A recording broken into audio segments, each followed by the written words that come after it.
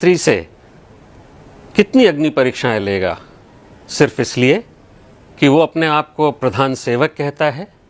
सारी दुनिया के लिए संसार के सबसे बड़े लोकतंत्र का वो प्रधानमंत्री है जो अपने देश को बदल रहा है, उसे संसार के अग्रणी राष्ट्रों की श्रेणी में लाकर खड़ा करने के लिए अथक निरंतर प्रयत्नशील है। लोग उसका गुणगान करते हुए नहीं थकते हैं। वो जहाँ भी जाता है लोग उसके सम्मान में सिर झुकाते हैं, उसकी बात सुनना चाहते हैं।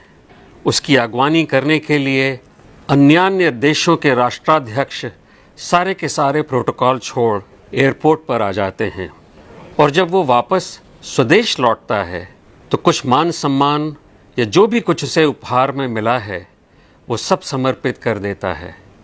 अपने देशवासियों को 130 करोड़ देवी देवताओं को वो कहते नहीं थकता कि वो उनका सेवक है। रात को 3 बजे लौटता है लंबी हवाई यात्रा के बाद और फिर सुबह 6 बजे तैयार रहता है काम पर चलने के लिए। 18 घंटे 20 घंटे काम करके जब वो घर लौटता है तो उस प्रधानमंत्री आवास में वो अकेला ही होता है। कोई उसके सामने एक प्लेट रख देता होगा, उसमें खिचड़ी परस देता होगा, जिसे खा के 1 गिलास पानी पी के वो अपनी कुछ घंटे की नींद लेने के लिए अपने बिस्तर पर लेट जाता होगा। सुबह के बारे में सोचते हुए नई चुनौतियों का सामना करने के लिए, अपने विरोधियों के मनगढ़ंत झूठों का वार सहने के लिए, आतंकवाद से लड़ने के लिए, गालियों की लगातार बौछार झेलने के लिए। प्रधान सेवक, चौकीदार, ये सारे नाम उसने अपने आप ही ओढ़ लिए हैं।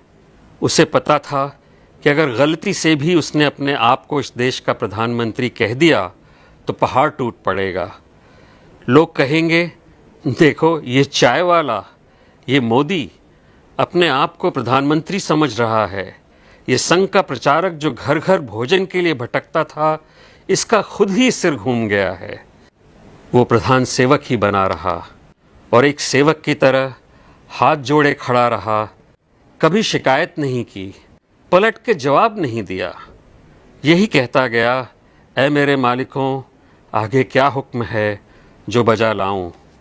और मालिकों को देखिए, तैयार रहते हैं फरमाइश लेके। कभी मन में ये नहीं आता कि सेवक सोया कि नहीं, उसने कुछ खाया कि नहीं। वो जितनी लगन से भी अपनी ड्यूटी बजाए, शिकायतें थमने का नाम ही नहीं लेती। उल्टा इस देश के निठल्ले, ख़ानदानी, बेईमान, लंपट, भ्रष्ट और राजनीति में अभी अभी जन्मे छिछोरे राजनीतिज्ञ भी कहते हैं कि चौकीदार चोर है। उनके भाड़े के टट्टू तालियां बजाते हैं और देश ये तमाशा देखता है। छुटभइये लफ्फाज चुन चुन के गालियों की इजाद करते हैं हमारे प्रधान सेवक के लिए। उनके अनाप शनाप वक्तव्यों का सिलसिला थमने का नाम ही नहीं लेता। कितनी परीक्षाएं चाहिए इस देश को ये कहने के लिए कि हे प्रधान सेवक, हे चौकीदार, हम कृतज्ञ हैं तुम्हारे। या फिर ये देश कृतज्ञता ज्ञापन की परंपरा ही भूल गया है।